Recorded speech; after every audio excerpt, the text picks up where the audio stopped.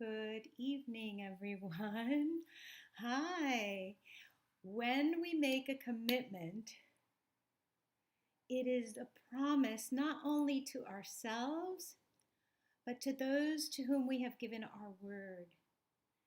I am always doing my best to mean what I say and to say what I mean as a speaker, as a guide, as a co creator, as a catalyst for positive change.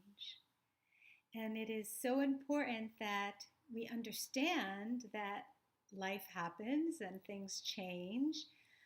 But since I said I would be with you 40 days, I am so happy to celebrate this evening with you day 15 of a peek into my 3-in-1 practice, daily practice of move, meditate, or affirm, because it's both for me, and manifest or create. You can replace manifest with create. So move replaces this idea that we must work out or exercise that doesn't always land well or fit into all of our lifestyles or create joy for all of us. But the body is made to move, and movement itself always creates joy. So allow me to begin today's focus is on non-attachment. So the Buddha teaches attachment as one of the causes of suffering. The belief being that pain, change, adversity is inevitable, but suffering is optional. In other words, prolonging something. And attachment is what prolongs pain, suffering, grievances, what makes our load in life and professionally, and even in speaking and addressing others, heavy, is that we carry too large an expectation, too much self-judgment. So it's not only in the physical that we become attached, but in the mental, in our self-image, in our beliefs, we become attached to things that are holding us, weighing us down. So I'll tell you a little story about yesterday. Yesterday when I was meditating on non-attachment and I was willing to decide what I would let float away, just float away, because everything doesn't have to be actively done, right? Sometimes we just need to release things easily. So I went into the pool, and I am not an avid or attractive or experienced swimmer, and I do not float well. And this has been historic throughout my life. And I realized each year that passes how I'm changing and becoming more relaxed, releasing more in life, in work, and as a result, in the pool. So yesterday, I was allowing my breath to come and go freely, to breathe me as opposed to me breathing it, which is going to be part of our movement today. And as I was belly up, arms spread, feet up in the pool, I could feel how much more buoyant I was than I have ever been in the past. Now I flip over and I start to freestyle swim and try to remember some of the things from lessons I had again a few years ago. I like to have swim lessons every few years. And I was trying to breathe in as I turned my head through my mouth and then having to let that water go. Or it was awkward. I was trying. Notice how I use the word trying. And again, I faced the realization of, I'm not just doing this organically. I'm trying hard. And so when it comes to non-attachment, how does this relate? Well, if we have a specific and strong desired outcome, expectation, or connection to someone or something, it is a lot like holding your breath or tension in your body, and it weighs you down. And the moment that you release that easily, right, it just dissipates. You are lighter, and you open yourself up to the comings and goings of better things, of nicer physical things, of relationships. Or maybe you realize you never needed this attachment at all. and you don't replace it. You may have heard me tell the story of losing a great number of our belongings when a pipe exploded in our condominium and flooded it, and the water damage was pretty widespread, and we lost many, many things. And it was after the holidays, shortly a week after New Year's, I believe. And it was interesting how few of those things ever got replaced, right?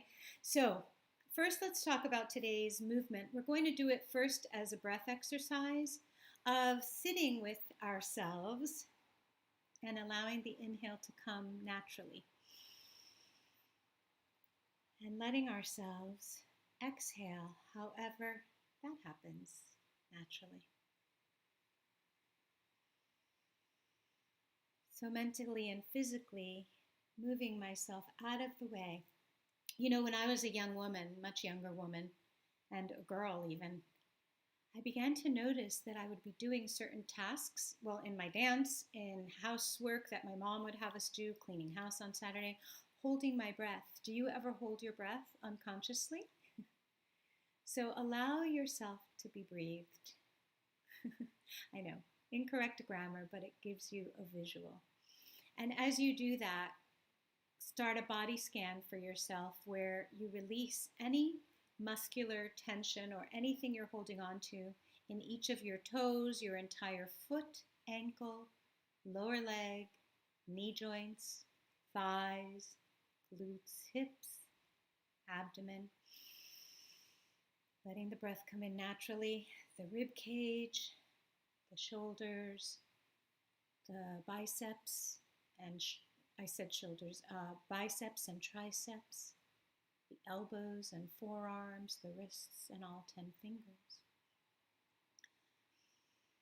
As the breath breathes you, release across your clavicle and your neck and your jaw, and your temples and your eyes, and each and every follicle from which your hair is growing in your scalp.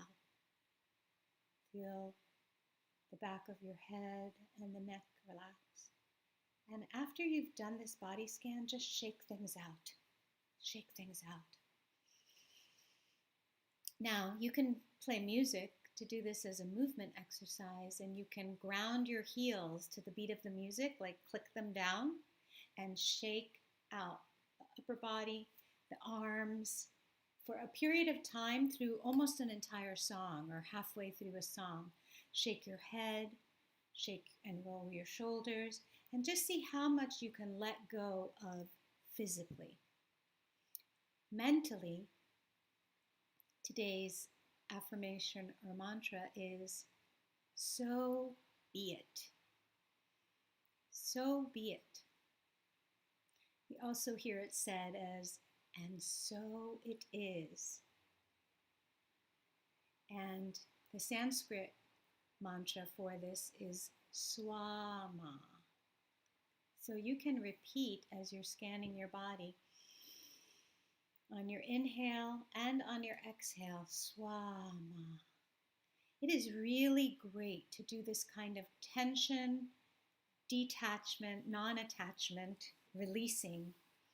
And it does give you a sense of vulnerability and transparency, but it also relaxes your physical body. So you use up less energy and less effort in all your activities. And if you are hitting the stage or going on camera and you do this before, you will have cleared yourself to be a clear vessel for the message you wish to share and the way in which you want to share it. It will enhance your creativity. It will give you vital energy for more of the day. Here we are, 6:25 p.m. my time. And you may think, well, this isn't really exercise. No, but it is movement. Well, is this really a meditation? It can be. You see, anything that you do mindfully with breath and full attention is a moving meditation. And finally, on the idea of manifestation, it is really understanding creativity and creation. And, we bring everything we know and are, everything we want to be into what we are creating. And as we sit to write something or create a speech or deliver something, that can be a lot to contend with. The idea, I remember from acting and from my acting teachers when I was in theater, the idea is to rehearse, right? To prepare so that when the moment comes to deliver, we can get out of our own way. We can release all the past, all the future, even the present moment to trusting flow of energy and information and your own knowing and wisdom. Thank you for listening in to day 15 of Move, Meditate, and Manifest. Remember that all 40 days will be on my YouTube channel, Maritza Coscarelli. I am a newbie on YouTube, although that channel's been up forever, and there are some other videos on there. You will find all 40 days. And I am so happy for myself and for you to commit and to consistently come to you with these practices that really inform so much of life, creation, work, relationships, really everything is enhanced when you move in order to authentically, confidently come out and communicate your mission, your message. If you would like to learn more, you can private message me here on Facebook, or you can go to Calendly/M Coscarelli1, and you can schedule a breakthrough call or reconnect call if we've connected before. I'd love to hear from you, hear what you're up to and what you'd like to create next. Talk to you soon. See you tomorrow. Mañana. Hasta pronto.